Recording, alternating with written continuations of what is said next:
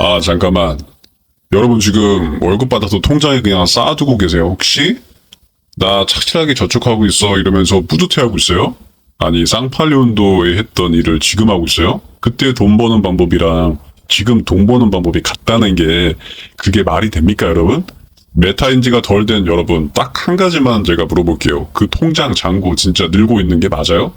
숫자는 늘어나는데 살 수 있는 게 줄어들고 있으면은 그게 늘어나는 겁니까? 줄어드는 겁니까? 지금 이 순간에도 여러분 돈의 가치가 조용히 사라지고 있는데 그걸 모르고 있으면 그게 더 무서운 겁니다. 오늘 그 얘기 제가 제대로 해드릴게요. 끝까지 들으면 왜 지금 자산 시장으로 돈이 이렇게까지 미친 듯이 몰리는지 이해할 수 있을 거예요.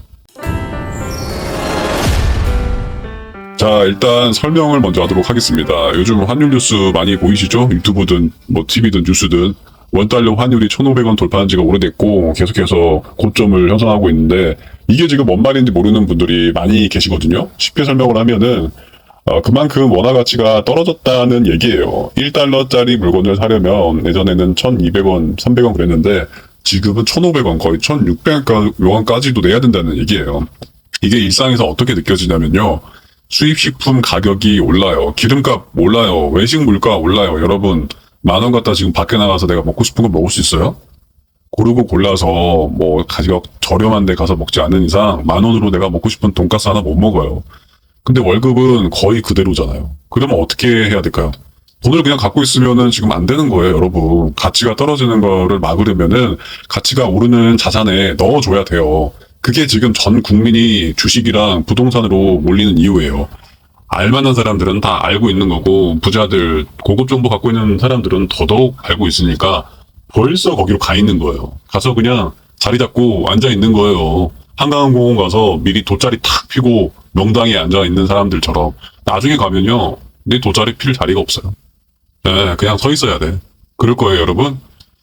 자, 여기서 소름 돋는 사례를 하나 더 말씀드릴게요. 튀르키예 아시죠? 예전에 터키라고 불렀던 나라, 우리나라의 뭐 형제 나라인가 그런 나라 있잖아요. 이스탄불, 카파도키아 여행지로 유명한 그 나라.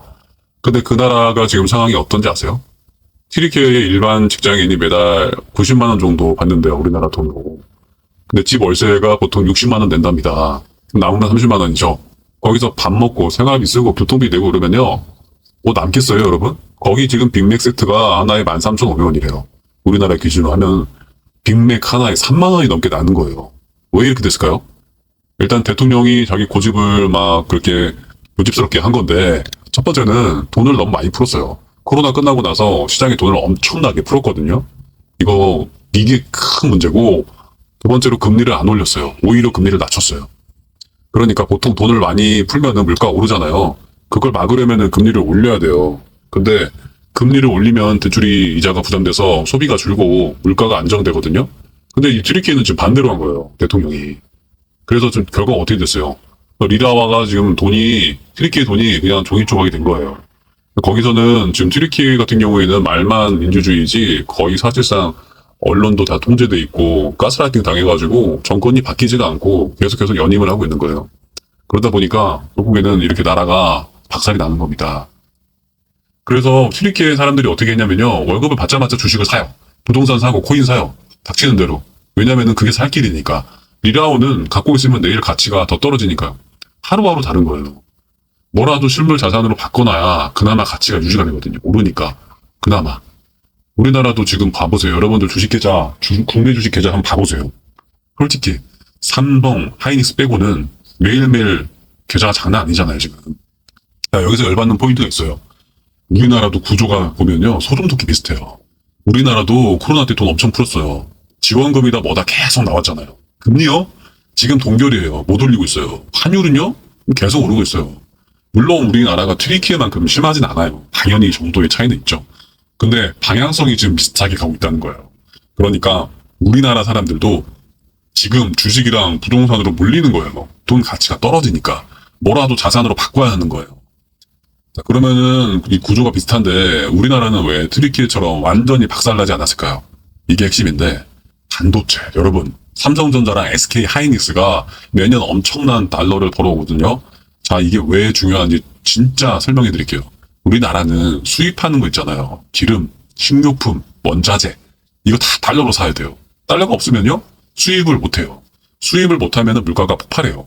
근데 삼성이랑 하이닉스가 반도체 팔아서 달러를 벌어오잖아요. 그 달러로 수입 물가를 방어하는 거예요. 조선시대로 비유하면은 이래요. 나라 곳간이 비어갔는데 삼성이랑 하이닉스가 매년 엄청난 세금을 바치는 두 개의 거대한 영지인 거예요. 이 두 영지가 없었으면은 조선은 이미 파산했을 거예요.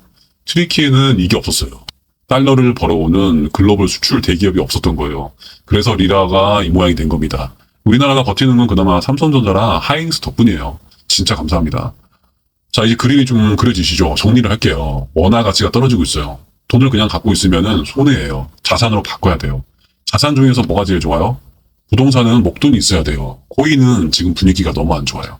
근데 주식은요, 소액으로도 할 수 있고 분위기 좋죠.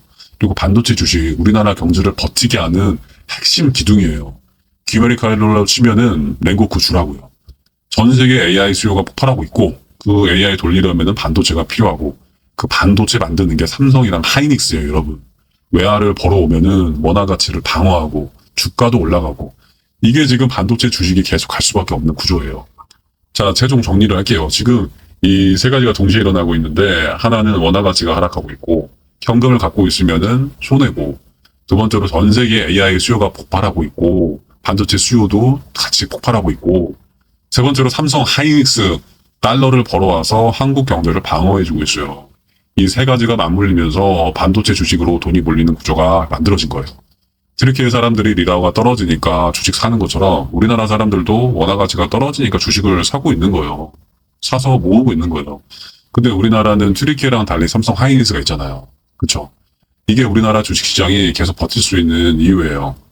물론 단기 조정은 있어요. 레버리지 때문에 하루에 10% 이상 빠지는 날도 있을 텐데, 근데 큰 그림은 이렇다는 거예요. 이걸 알고 있으면은 현금을 갖고 있으면 손해고, 그나마 반도체 주식이 답이라는 걸 알 수가 있을 거예요, 여러분. 이게 지금 시대의 흐름이고, 우리는 그 흐름을 읽어야 돼요. 읽지 못하면은 큰일 나는 겁니다. 자, 오늘 얘기는 여기까지 하겠습니다.